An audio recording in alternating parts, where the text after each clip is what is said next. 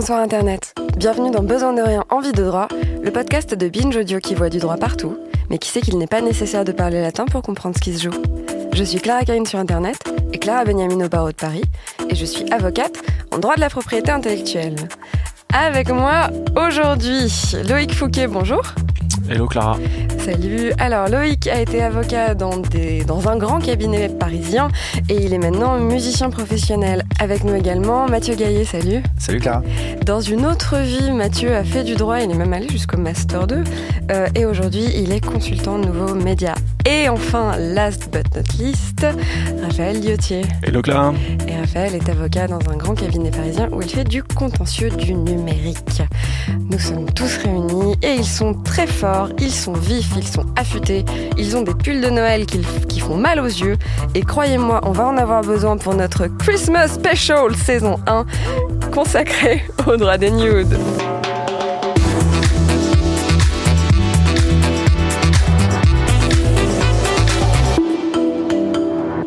Je voudrais commencer par aborder le fait que, lors de la préparation de cette émission, plusieurs personnes dans l'équipe ignoraient la signification du terme nude. Donc, comme à chaque fois, commençons par des petites définitions. C'est quoi un nude ? Eh bien, pour aborder le sujet de façon légère pour commencer, c'est une photo, voire une vidéo, généralement prise en mode selfie, donc soi-même, assez suggestive et à caractère fripon.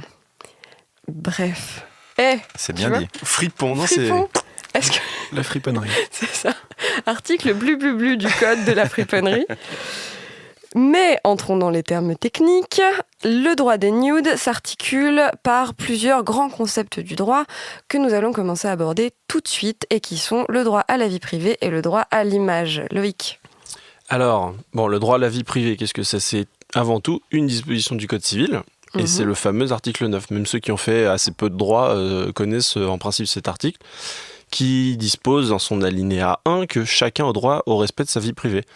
Mais il n'en dit pas beaucoup plus. Alors, merci le Code civil. Donc, ce qu'elle dit, la loi française, pour protéger la vie privée, c'est chacun a droit au respect de sa vie privée. Voilà, mais ça nous aide pas beaucoup si on définit pas vraiment ce que c'est la vie privée. Mais en réalité, il n'y a pas de définition légale de la vie privée. On ne trouvera pas de définition dans le Code. Est-ce que c'est une mauvaise chose de ne pas avoir de définition légale ? Eh bien non, parce que l'idée, c'est de ne pas enfermer le juge dans une définition qui l'empêcherait de juger, d'appréhender des cas spécifiques qui relèvent, selon lui, de la vie privée. Et alors, qu'est-ce qui peut relever de la vie privée ? Les juges en fait sont délimités au cours de la jurisprudence avec toutes les affaires qui sont passées, avec des décisions, des cas d'espèce. Ils ont délimité les contours de la notion en considérant comme des atteintes à la vie privée la diffusion d'informations faisant intrusion dans l'intimité de la personne. Et en fait, il faudrait étudier tous les cas pour faire une liste un peu exhaustive de ce qui a été jugé jusque-là, mais on peut donner par exemple des informations sur la vie de famille, sentimentale, sexuelle du coup, informations financières, état de santé, convictions politiques, religieuses, voilà. Donc, merci les juges. Merci les juges. Et donc voilà, ce qu'on voit là, c'est qu'il n'y a pas vraiment de définition fixe, il n'y a pas vraiment un texte de loi qui dit la vie privée c'est tel truc, mais ça a été défini, ça a été un peu façonné au fur et à mesure des affaires qui ont été jugées, et c'est plutôt une bonne chose parce que ça permet d'avoir une définition souple et qui peut s'adapter à son époque, à ses mœurs et à ce qui arrive à la personne en question. Mais du coup, le droit à l'image dans tout ça ? Eh bien, le droit à l'image, c'est la même chose, tout simplement, parce que ça n'est pas un droit spécifiquement reconnu non plus par le Code civil. Il y a des dispositions qui traitent de l'image des personnes, mais on n'a pas une disposition, tout comme pour la vie privée, on n'a pas de disposition sur le droit à l'image spécifiquement. Donc, remercie le Code civil. Mais en fait, tout simplement, c'est parce que le droit à l'image, c'est une composante, un dérivé du droit à la vie privée. Donc le droit à l'image est en fait protégé sur l'appréciation, pas sur la base de l'appréciation que font les juges de l'article 9 du Code civil et des affaires qui leur sont présentées. Et donc, remercie les juges. Merci les juges, remercie les juges. Et donc, concrètement, qu'est-ce que c'est le droit à l'image ? Le droit à l'image, c'est en fait un droit exclusif. Donc, c'est quoi un droit exclusif ? C'est un droit d'autoriser ou d'interdire à la discrétion du titulaire du droit. Donc, qu'est-ce que ça veut dire à la discrétion ? À la discrétion, c'est qu'il est le seul à pouvoir en décider comme bon lui semble, sans que sa décision puisse être mise en cause. Merci. J'imagine. Là, je fais ça à la volée. Donc, Tu commences à savoir pourtant. c'est un droit absolument, j'aurais dû le préparer. Bien fait pour moi. Donc, Le un droit à droit l'image, exclusif. Un droit exclusif. Donc le droit à l'image, c'est un droit exclusif et chacun en dispose sur son image et sur l'utilisation qui en est faite. Donc chaque fixation, chaque conservation, diffusion publique doit en principe être autorisée par la personne concernée. Et les images peuvent être des photos, des vidéos sur lesquelles la personne apparaît et reconnaissable, quel que soit le contexte. Donc des vacances, événements familiales, manifestations culturelles, religieuses. Donc on a bien compris que c'est un droit exclusif, mais ce n'est pas un droit absolu. Absolument. Il y a bien des exceptions. Donc certaines images ne nécessitent pas d'autorisation des personnes concernées, sous réserve de ne pas porter atteinte à leur dignité. Donc par exemple, on peut citer les images d'événements d'actualité qui peuvent être publiées sans l'autorisation des participants, au nom du droit à l'information ou de la création artistique, par exemple. Mhm. On a les images de personnalités publiques dans l'exercice de leurs fonctions, donc des élus politiques, par exemple. Alors, ce qui est assez rigolo sur l'image dans le cadre de l'activité publique, c'est que les étudiants en droit connaissent tous une très longue série de décisions sur la famille de Monaco. Oh là oui. Il y a une tonne de jurisprudence qu'on t'apprend, genre en L1, sur la famille de Monaco au prix Diane, la famille de Monaco à la cérémonie machin. Merci la famille de Monaco. Et donc je t'ai complètement coupé. Quelles autres exceptions, s'il te plaît ? Je pense qu'on a un peu, on va pas s'étendre, mais On est bon ? on a aussi des images qui illustrent des sujets historiques, par exemple. Voilà. Mais pour autant, il ne faut pas confondre vie privée et lieu non public. Donc il ne suffit pas d'être dans un lieu public pour que toute image puisse être captée. Et c'est pas parce qu'on est dans un lieu privé qu'on peut interdire toute captation d'image. Voilà. Donc les juges vont apprécier les cas qui leur sont soumis toujours in concreto. C'est-à-dire qu'il doit définir pour chaque cas ce qui relève de la vie privée ou de la vie publique. Voilà. In concreto, il va apprécier au cas par cas. Et si oui, Spaken, parabellum. Ok, donc... À vos souhaits. Et pour en revenir au droit des nudes,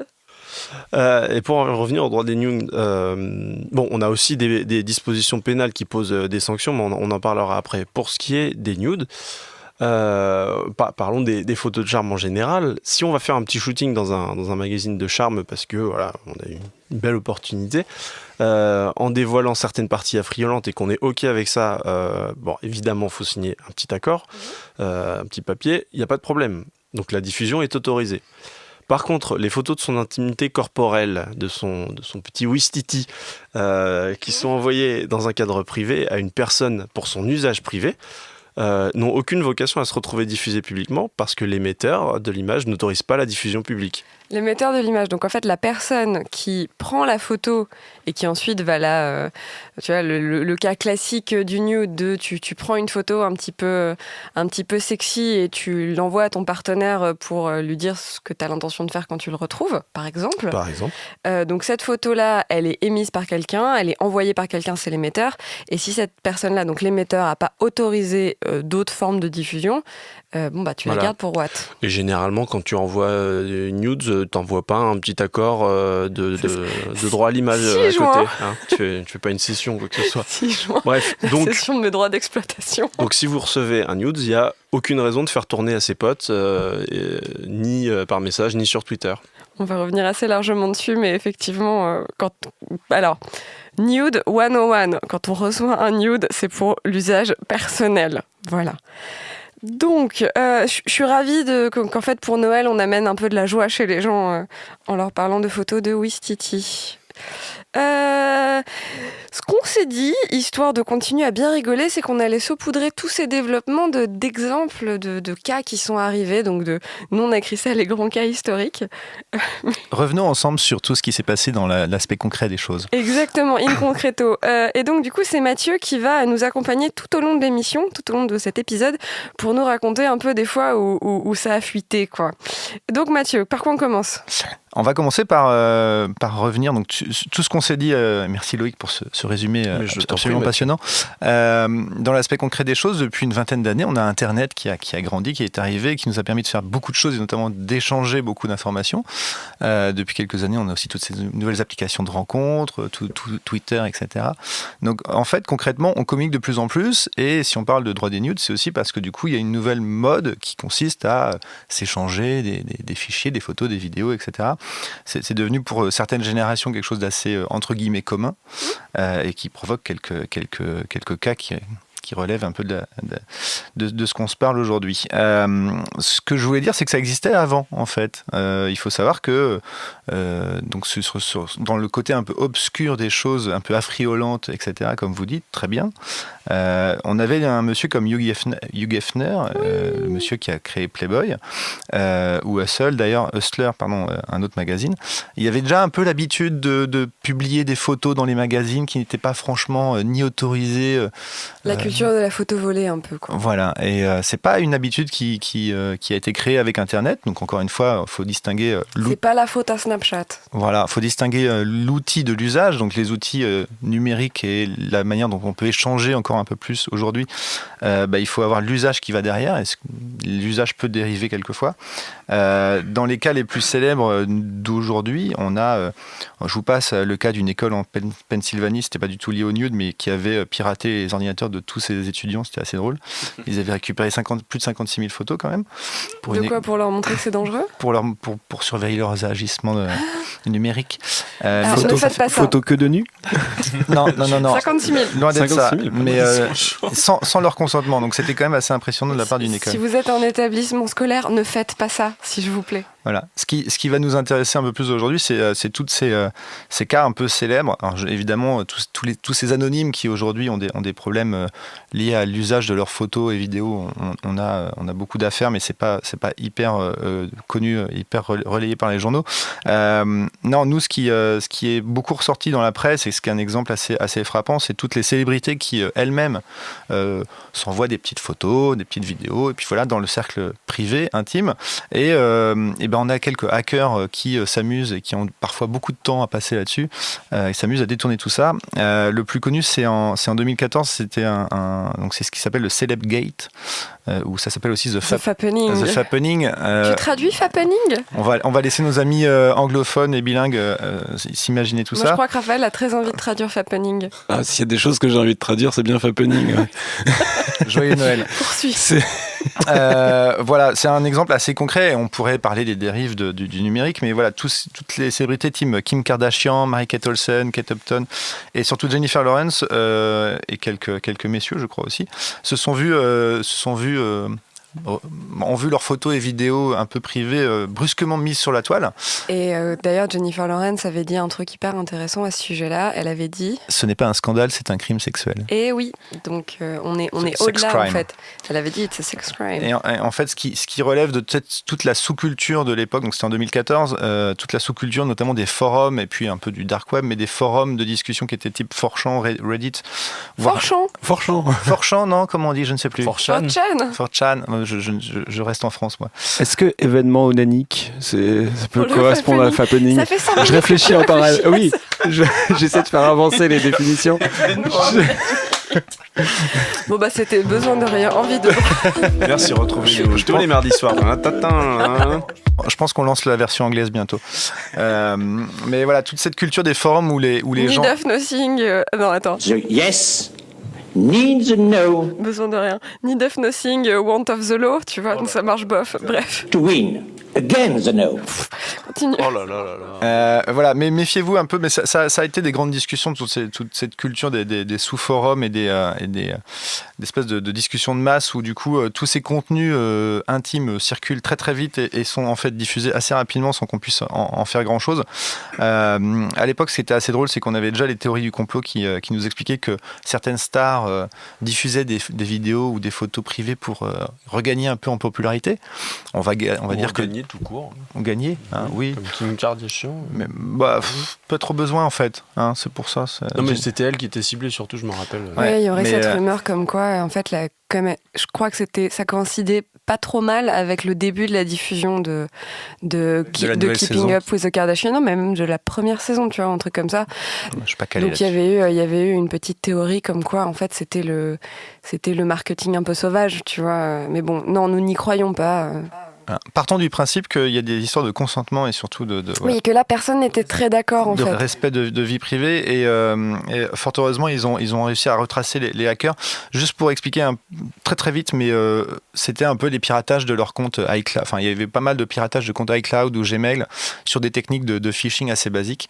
Donc méfiez-vous si vous recevez un mail qui vous dit bonjour, est-ce que tu pourrais me passer ton mot de passe et ton login pour que j'aille sur ton compte. Ah, c'est sur des trucs un peu comme ça. Si vous Faut pas le faire. Oui, mais un peu plus musclé, évidemment, je schématise, mais du coup, c'était, voilà, ils ont récupéré, entre guillemets, assez directement les accès, et voilà, donc il y a eu pas mal de hackers qui ont été condamnés, c'était l'affaire la plus connue. Alors, je vous passe, il y a une jeune femme en Australie aussi, et ça s'appelait le Dickilix, qui avait... Raphaël, est-ce que tu nous traduis Dickilix? La fuite du zizi, apparemment. Le Laquelle? fuite urinaire. Grand Dieu. Voilà, donc là, c'était pour le coup, c'était des hommes qui avaient vu leurs photos mises en ligne par une jeune femme un petit peu qui voulait un peu se venger pour le coup. Oui, et nous allons voir tout à l'heure Et on y reviendra. comment est-ce que ça s'est encadré par la loi. Raphaël, t'avais envie de dire quelque chose? Non, c'est parce que je pensais aux techniques de phishing. C'est aussi souvent le cas où ils usurpent l'identité de Apple, par exemple, et ils vous disent oh là là, mon Oui, Dieu, ça. on a eu, voire même en disant Oui, c'est on pas a que eu le une prince fuite, Kényan. on a eu un problème. Il faut absolument que vous remettiez, que vous modifiez vos codes. Ah mais qu'est-ce qu'on fait d'ailleurs quand on reçoit un truc et on a un peu un doute sur est-ce que c'est vraiment Apple qui me demande de réinitialiser? Ben on regarde l'émetteur. On regarde le lien vers lequel on est redirigé et surtout, on ne clique pas dessus. On va sur le site d'Apple et on le fait directement depuis le site d'Apple. Merci Jamais Raphaël. depuis. Je vous en prie. Voilà, comme quoi ça peut arriver assez simplement, même aux gens les plus reconnus de la planète. Voilà, c'était The Fappening, c'était l'exemple un peu le plus concret que je pouvais vous proposer. Et j'ai d'autres exemples d'autres choses dont on parlera tout à l'heure. Dont on parle après. Nous allons maintenant aborder la question du revenge porn ou vengeance pornographique en bon français. Les juristes connaissent bien la loi tout bon, qui est la loi qui nous oblige à utiliser des mots français partout. Du coup, techniquement, on peut plus dire disque jockey, on devrait dire platiniste. Et ça rend le monde un peu plus beau. Alors donc, la vengeance pornographique ou revenge porn, qu'est-ce que c'est? Il s'agit de la publication sur Internet, généralement sur Internet, d'un contenu sexuellement explicite sans le consentement de la personne concernée étant le plus souvent la personne représentée dans la dite image ou dans la dite vidéo. Et jusqu'à assez récemment, il existait des textes de loi française qui appréhendaient un peu la problématique, mais pas directement. Comme on l'a un petit peu déjà expliqué avant, la loi française est rédigée exprès en termes suffisamment larges et suffisamment vagues pour pouvoir normalement s'adapter à des hypothèses qui n'ont pas été prévues directement par la personne qui fait la loi, les personnes qui font la loi, à savoir les législateurs. On reviendra sur le processus législatif peut-être dans une prochaine émission, ça serait trop long. Mais donc du coup, l'idée était que jusqu'à présent, enfin jusqu'à assez récemment, jusqu'en 2016, j'y reviens juste après, on avait un texte de loi du Code pénal qui est l'article 226.1 et 226.2 qui encadrait et qui punissait les atteintes à l'intimité de la vie privée. Donc on n'est pas exactement dans le revenge porn, mais on était... Alors j'allais dire on n'était pas complètement à poil. Ça dépend. Mais... Allez, riez à mes blagues s'il vous plaît. Bien vu. On n'était pas complètement démunis quand ça nous arrivait, quand ce genre d'événement très désagréable nous arrivait, mais c'était pas complètement bien encadré. Donc ce que disait la loi jusqu'en 2016, c'était que le fait au moyen d'un procédé quelconque volontairement de porter atteinte à l'intimité de la vie privée d'autrui, donc c'était l'intimité, pas forcément des choses à caractère sexuel. Si jamais donc cette atteinte était faite en captant sans le consentement de l'auteur des paroles prononcées à titre privé ou confidentiel, ou en fixant sans le consentement de la personne l'image d'une personne se trouvant dans un lieu privé, alors ces actes entraînaient potentiellement des sanctions qui allaient jusqu'à 1 an d'emprisonnement et 45 000 € d'amende. Et il y a un complément en cas de conservation du fichier problématique. Donc en fait, on était sur le fait de punir quand il y avait une captation dans un lieu privé et quand cette cette vidéo ou cette photo captée dans un lieu privé était rediffusée. Mais ça encadre, voilà, et donc on était sur une atteinte à la vie privée.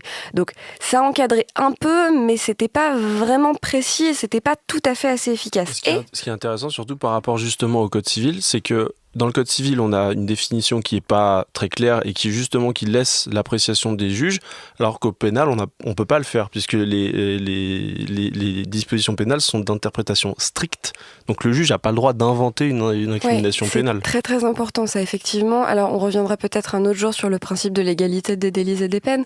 Oh, alors là, moi je dis ça comme ça. Hein. Non, c'est hyper intéressant et tu fais bien de le faire remarquer. Effectivement, ce qu'on disait, c'est que au civil, les termes sont volontairement un peu larges et au pénal, justement, il faut que ça soit plus précis. Je sens Raphaël qui hoche la tête. Enfin non, je le vois d'ailleurs. Tout le monde me voit à mon Tout avis. le monde Non, c'est que au civil, effectivement, les termes peuvent parfois être assez larges, mais en réalité, ils sont quand même assez précis en soi. Yes, indeed. Au pénal, on fait très très attention à faire en sorte de ne pas mettre quelqu'un dans une situation où il serait incapable de prévoir. Ouais. où il serait reconnu responsable de choses qui n'ont pas été prévues en fait par la loi et au sujet desquelles il ne pouvait pas en réalité se conformer puisqu'il n'en avait pas connaissance préalablement. Il faut vraiment qu'on fasse un épisode là-dessus parce que c'est vraiment hyper intéressant, effectivement. Bref, et donc la loi pour une république numérique, dite loi Le Maire, qui date de 2016 et qui prévoit plein de trucs sur plein de sujets du genre l'open data des universités et l'e-sport, prévoit également un texte qui permet d'appréhender de façon un peu plus précise le revenge porn. Et donc du coup, ce texte dit que pour les délits prévus donc aux articles précédents que j'ai cités tout à l'heure, quand ça porte sur des paroles ou des images présentant un caractère sexuel qui ont été pris dans un lieu public ou privé, alors la peine est de 2 ans d'emprisonnement et de 600 000 € d'amende. Et sont punis des mêmes peines les diffusions d'images ou de paroles à caractère sexuel obtenues avec le consentement express ou présumé de la personne elle-même, si jamais donc ça a été fait sans le consentement. Ce qui est très très très très très intéressant, c'est que ce nouveau texte permet de punir des diffusions de choses qui ont été captées dans un lieu public et dans un lieu privé, ce qui n'était pas le cas avant, et ça permet d'agir sur des paroles ou des images. C'est-à-dire que si vous faites une petite vidéo pour l'objet de votre affection où vous ne faites que parler et vous ne faites que émettre des intentions sur un moment de retrouvailles et vous êtes parfaitement habillé ou quoi que ce soit, ça peut être considéré quand même comme quelque chose à caractère sexuel, donc la diffusion non autorisée pourrait être considérée comme une forme de revenge porn et donc vous permettra, vous, en tant que potentielle victime, de vous protéger de ça. Voilà. Et ensuite, il y a eu également un nouveau texte qui, lui, est encore bien plus récent puisqu'il est issu de la loi Schiappa de 2018, c'est bien ça ? Du 3 août 2018, ouais, tout à fait. Oh, tu te la pètes. Donc, et cette nouvelle loi Schiappa vient encore renforcer le dispositif puisqu'elle prévoit une incrimination des captations d'images impudiques. Alors, je vous avoue, quand on a préparé l'émission, même moi, j'étais un petit peu surprise et je connaissais pas vraiment la notion d'upskirt dont on m'a parlé, du coup. Ouais, que Loïc définissait très bien, d'ailleurs. Comment ? Quoi ? Vous savez quoi ? Je vais le faire moi. Je vais prendre la balle pour l'équipe. Des jupes hautes upskirt. Oui, c'est ça. C'est une jupe que tu portes au niveau du nombril, tu vois, tu la remontes bien. Et ça, c'est puni, ça, c'est pénal. Hein. Il est temps de faire un break de mi-saison. Et donc, du coup, ouais, qu'est-ce que c'est un upskirt ? Je vais le faire pour vous, messieurs. Pas l'upskirt, la définition. Donc, en fait, c'est une pratique qui se répand et qui est effectivement extrêmement problématique tu te balades, par exemple, au supermarché, tu portes une petite jupette et quelqu'un va filmer dessous ta jupette pour ensuite prendre ces images et les diffuser et globalement c'est pas uniquement des études sur la composition des sous-vêtements féminins etc. Oui. Ou la présence ou l'absence de vêtements féminins. Vous m'aidez Petit pas. souci de consentement sur cette pratique. Oui, c'est vrai. Ou alors, est-ce qu'il faudrait que du coup les filles se baladent avec un panneau avec marqué « Je suis hyper d'accord pour que vous filmiez sous ma jupe ». Tu vois, on est quand même très très loin de tu vois, ce jeu de dupe voir sous la jupe des filles qui était déjà un peu une agression sexuelle. En fait. Bref, c'est un peu le problème quand tu te mets à faire du droit, c'est que tu vois des agressions partout, y compris dans les chansons de Souchon. On l'embrasse. Donc voilà, vous êtes tous consternés, c'est génial. Regardez-moi roue librée comme ça. On rappelle que c'est l'émission de Noël avec Alain Souchon. On continue. Et donc, du coup, les upskirts sont désormais un peu encadrés et punis par l'article 226.3.1 du Code pénal qui prévoit des peines qui peuvent aller jusqu'à 30 000 € d'amende dans certaines hypothèses. Et donc, ça c'est constitué par le fait d'user de tout moyen afin d'apercevoir les parties intimes d'une personne que celle-ci, du fait de son habillement ou de sa présence dans un lieu, a caché à la vue des tiers.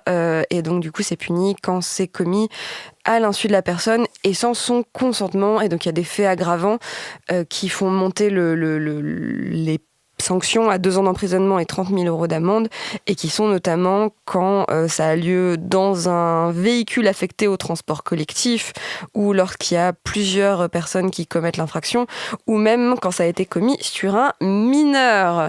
Voilà. Est-ce que, Mathieu, tu nous ressaupoudrerais un peu ? Tout à fait. Revenons à l'usage concret des choses. Non, c'est très intéressant parce que là, on est dans un domaine, donc c'est vraiment l'idée qu'il y a des contenus circulent sur Internet sans forcément le consentement des personnes. Il faut bien se rendre compte que ça, c'est des comportements de masse. Il y a vraiment des communautés un peu nocives sur Internet qui sont dédiées à ça. Je reviens sur l'exemple de certains messieurs, souvent des messieurs qui font ça, qui, dès 2010 ou un peu avant, avaient créé des sites Internet dédiés en fait au partage de ces contenus.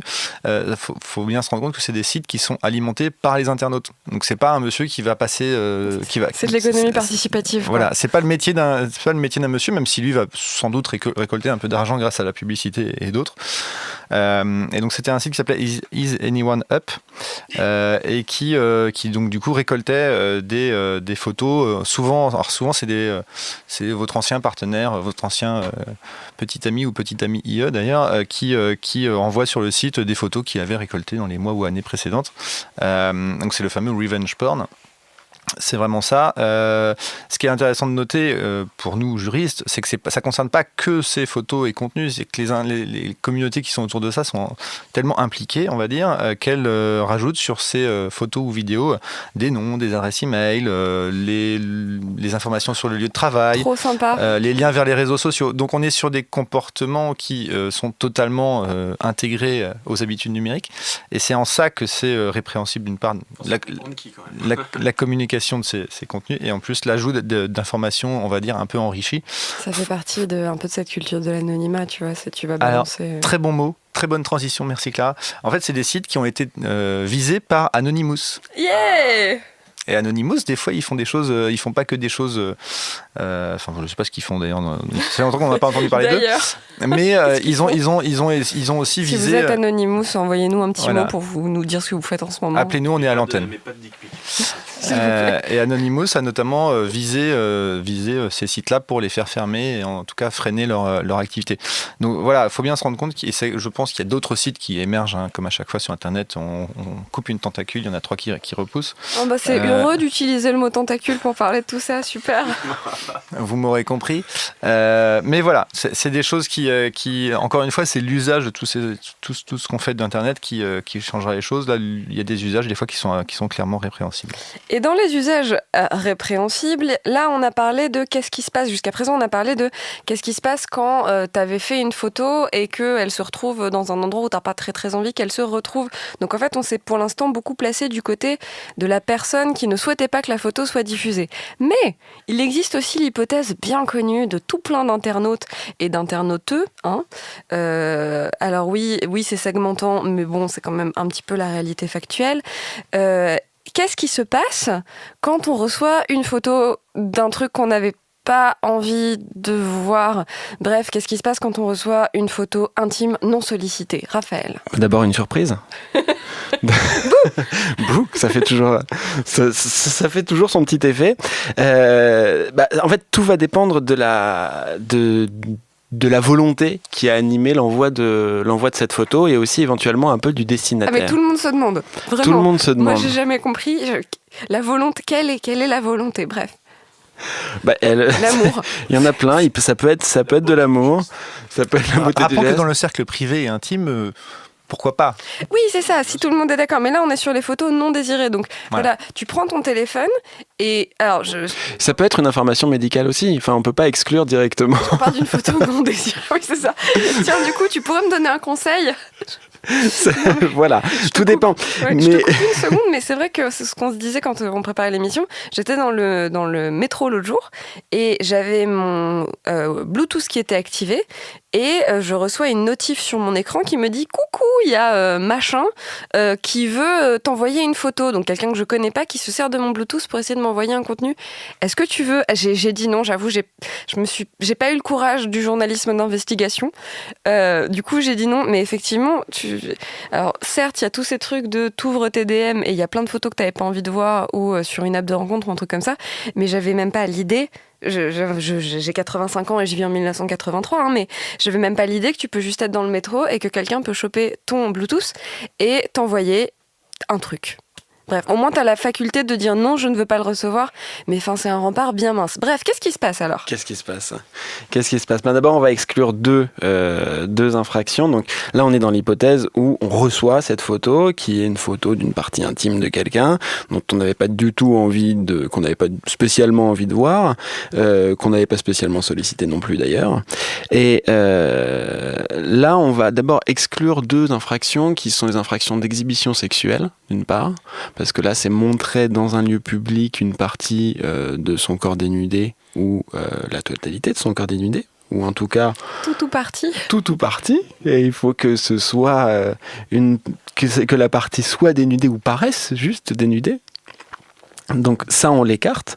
On écarte aussi la diffusion de messages contraires à la décence sur la voie publique ou dans des lieux publics. Là, c'est pareil, parce qu'on est dans un cadre public, on va diffuser une image indécente. Donc c'est pas ça. C'est pas ça. Alors qu'est-ce que c'est ? C'est pas ça. L'envoi d'une photo non sollicitée ou d'une vidéo non sollicitée, en soi, c'est pas en tant que tel appréhendé par le code pénal, sauf dans le cadre où elle crée des situations qui vont être intimidantes, hostiles ou offensantes, notamment. Alors, dans ce cadre-là, on va avoir deux cas distincts. On va avoir le premier cas qui va être le cas où on va recevoir à plusieurs reprises, avec des petits temps d'intervalle entre chaque envoi, chaque réception de message. Ces messages-ci qui vont créer cette situation-là, qui vont éventuellement soit porter atteinte à la dignité de la personne qui les reçoit, soit créer à son encontre une situation intimidante, hostile ou offensante. Donc là, on est sur une réception répétée de messages. Réception répétée de messages. Et la répétition, c'est à partir de combien ? C'est à partir de 2, mais il faut que ce soit 2 un peu espacés. Il ne faut pas que ce soit... Si tu reçois 2 messages d'affilée... 2 images dedans, par exemple, il n'y a pas de répétition. Ou même 2 messages avec 2 images, mais qui ont été envoyés dans la foulée, on ne peut pas dire... Enfin, en tout cas, on va difficilement entrer au moment où on va caractériser l'infraction dans le cadre du harcèlement sexuel, parce que c'est le cadre dans lequel on arrivait. Là, dans ce cadre-là... La répétition permet de caractériser le harcèlement. Exactement. Et là, le harcèlement sexuel, c'est particulièrement puni par la loi, puisque on arrive à des peines qui vont de 2 ans d'emprisonnement et 30 000 euros d'amende, mais qui vont être portées à 3 ans et 45 000 euros d'amende, notamment dans le cas où on aura utilisé un service de communication publique en ligne ou par le biais d'un service numérique ou électronique pour transmettre l'image, la photo de Ouistiti qui aurait servi à créer une situation un peu pénible pour son récepteur. C'est ça, la photo de Ouistiti est une arme par destination, en somme. Je dis une connerie, vraiment, t'es pas obligé. Non. Je suis en train de me demander. Il se pose vraiment Je me pose vraiment les questions. Attends, du coup, que dit la jurisprudence ? On va faire plusieurs numéros sur ce sujet. On y reviendra. Mais le Ok. Ouistiti est-il une arme? C'est toute une question. Le C'est une Ouistiti question est-il une arme qui dépasse le droit. Qu'est-ce qu'on a d'autre comme hypothèse? Qu'est-ce qu'on a d'autre À part comme le hypothèse? harcèlement. Eh ben, comme hypothèse, on en a une qui est particulièrement intéressante parce qu'elle vient aussi de la loi Schiappa du 3 août 2018 et c'est une hypothèse qui a fait couler pas mal d'encre. C'est l'outrage sexiste. Mhm. C'est-à-dire, là, on est dans le cadre où on crée une situation intimidante, hostile ou offensante pour la personne qui le reçoit ou qui porte atteinte à sa dignité. Donc exactement comme dans le cadre du harcèlement. Sauf que là, on n'a pas besoin de la répétition. Là, un seul acte suffira à caractériser l'infraction. Étant entendu que là, la peine qui est prévue, c'est une contravention.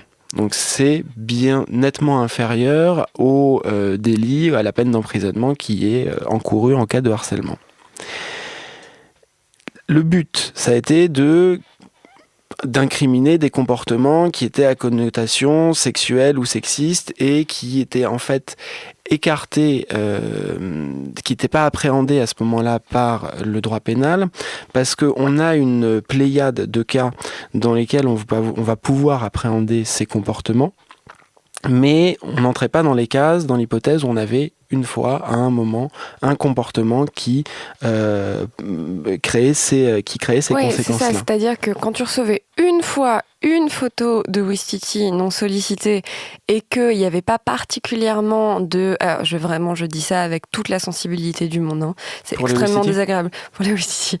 Et que du coup, tu recevais cette photo une fois et qu'il n'y avait pas particulièrement de contexte menaçant ou offensant, etc., il n'y avait pas grand-chose à faire légalement. Non, c'est-à-dire que s'il y avait une situation qui était intimidante, hostile ou offensante, qui était créée par l'envoi de la photo, ou que cette photo portait atteinte à ta dignité, mais qu'il n'y avait qu'un seul envoi, qu'il n'y avait pas d'autres actes à côté, pas de paroles à côté, pas d'envoi de message à côté, rien. S'il n'y avait qu'un seul acte, on n'entrait pas dans le cadre du harcèlement parce qu'il n'y avait pas de répétition. On n'était pas dans le cadre de violence parce qu'il n'y avait pas d'interruption temporaire de travail. Pas dans le cadre d'agression sexuelle parce qu'il n'y avait pas de contact sexuel. Donc on était dans le cadre Pas dans le de cadre quoi? d'exhibition sexuelle Ouais. parce qu'il n'y avait pas de lieu public. On était dans rien. Voilà. Et donc en fait, l'outrage sexiste, la contravention d'outrage sexiste, elle vient de dire dans ce cadre-là Qui existe précis donc où il y a depuis 2018, un seul hein, c'est envoi très récent. qui existe depuis le 3 août, où il y a un seul envoi d'une image et qui crée qui porte atteinte à la dignité de la personne qui la reçoit ou qui crée une situation intimidante, hostile ou offensante, là à ce moment-là on va pouvoir rentrer dans le cadre d'une infraction. Sachant que on a vu que dans le cadre du harcèlement, il y avait une peine qui était plus forte, qui était prévue dans l'hypothèse où on avait l'utilisation d'un moyen de communication électronique ou numérique. Là, en l'occurrence, ce moyen n'est pas prévu par le texte et n'est pas non plus cité comme circonstance aggravante. Donc, en l'état, on est certain que les comportements sexistes qui visent une personne sont englobés dans cette infraction d'outrage sexiste, mais comme la loi est toute récente, on n'a pas encore d'exemple d'application à l'envoi d'images. Bon, donc il faut un peu essuyer les plâtres du Ouistiti. En quelque sorte. En quelque sorte. Si on plâtre le Ouistiti, Si oui, tu tout à plâtres fait. le Ouistiti. Ça dépend, c'est d'autres Et pratiques. dernière hypothèse peu réjouissante, le cas des mineurs. Le cas des mineurs. Alors là, on a deux éléments. On a un élément qui est la mise en péril de mineurs. Donc là, ça va être le fait d'envoyer un message qui va être à caractère pornographique à destination d'un mineur. Là, ça va être un délit qui va être puni de 3 ans d'emprisonnement et de 75 000 € d'amende. Et puis on a le cas encore plus funeste de l'exploitation pornographique de l'image d'un mineur. Et là, dans ce cadre précis, c'est puni de 5 ans d'emprisonnement et de 75 000 € d'amende. Et on va passer à 7 ans et à 100 000 € d'amende dans le cadre où l'exploitation de cette image a été opérée par le biais d'un moyen de réseau de communication électronique. Ok. Alors, saupoudrons une petite dernière fois. Mathieu. Très rapidement. Rapidement. D'ailleurs, je tiens à préciser qu'il y a aussi une problématique, mais ce sera peut-être une autre émission, sur le fait que toutes ces circulations-là peuvent être souvent internationales.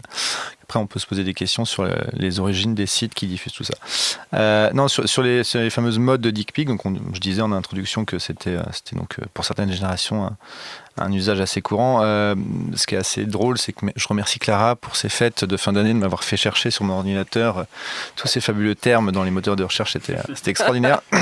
J'en ai découvert que du coup, il y avait pas mal d'articles sur des sites qui ont des fois qui sont un peu sur la place publique, qui vous font les 10 commandements pour réussir sa photo dick pic. Dans la catégorie savoir-vivre. Sachant qu'évidemment, le premier commandement étant d'avoir le consentement de la personne à qui on l'envoie. Of course. Je voulais préciser aussi très rapidement qu'au-delà de tous les anonymes qui peuvent rencontrer ce genre de problématiques, c'est pas forcément bien non plus d'envoyer ces photos à des célébrités.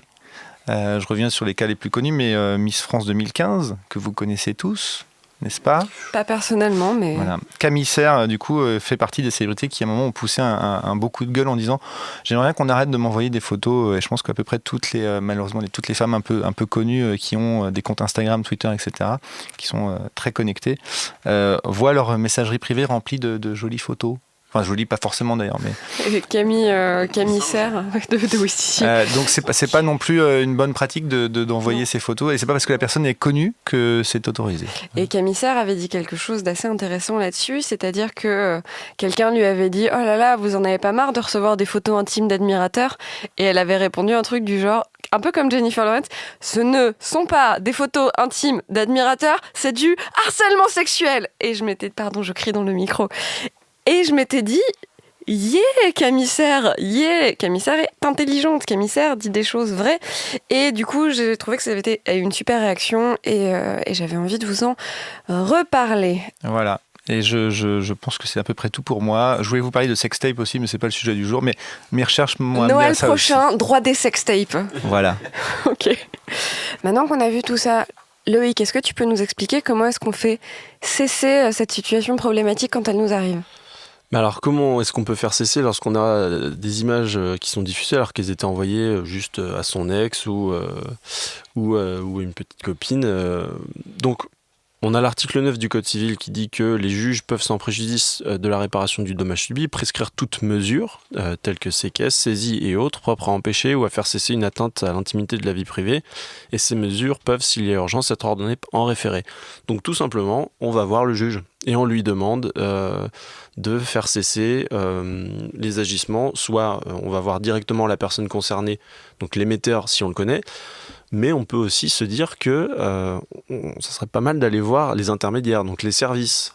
C'est-à-dire, c'est quoi un service ? Les intermédiaires, ça va être les éditeurs des services tels soit de messagerie, soit de, tu nous donnes un exemple ? Soit de réseaux sociaux. C'est Instagram par exemple, c'est Twitter, ou même si on a des photos qui sont visibles sur les moteurs de recherche, on va voir directement Google. Donc Google en fait, Images. Tu sollicites le juge par l'intermédiaire de ton avocat et Exactement. Tu lui demandes quoi exactement ? On lui demande de faire cesser la diffusion, tout simplement. Et alors, en fait, la difficulté, c'est que les intermédiaires, ils peuvent se retrancher derrière leur statut d'intermédiaire ou d'hébergeur. Donc, c'est un statut protecteur instauré par la directive e-commerce de 2000. On en a déjà parlé, je crois.